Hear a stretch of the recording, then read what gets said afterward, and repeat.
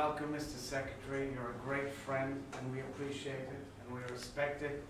And I want to commend you wholeheartedly on behalf of the people of Israel for your moral clarity, for your incredible speeches, especially the one in the Senate, which gave the clear picture and the real truth as to the fate of the hostages, as to the tragedy that has befallen on our people, and of course as to the inherent right of the Israelis to defend themselves. And we are hearing from the outside the demonstration of the families. Our heart goes out to them. We understand it. We want their immediate release. And finally, I want to say something with due respect as to the humanitarian and the international law abiding by the State of Israel. So this is a leaflet which we are sending by over 1,200,000 leaflets to the citizens of Gaza. We've carried out 6 million text messages and 4 million phone calls to the citizens of Gaza according to the rules of international law, where we alerted the citizens in advance, including before the Jabalia attack.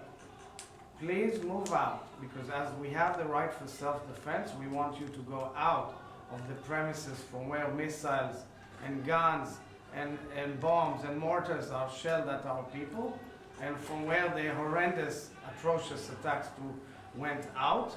So you move out so we can go in according to international law and defend our people.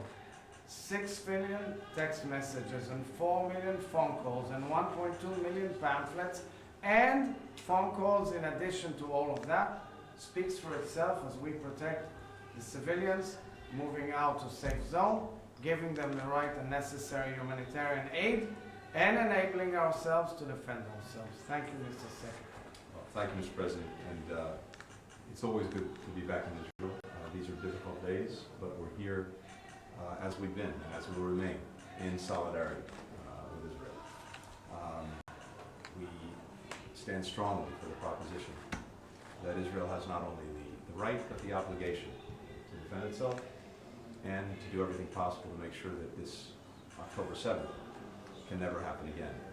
At the same time, as you've just made clear, how Israel does this matters, and it is very important that when it comes to the protection of civilians who are caught in the crossfire Hamas is making, that everything be done to protect them and to bring assistance to those who so desperately need it, and we're not in any way responsible for what happened on October 7th. So we're working on all of that together, but we have a shared determination, and that determination will not wane.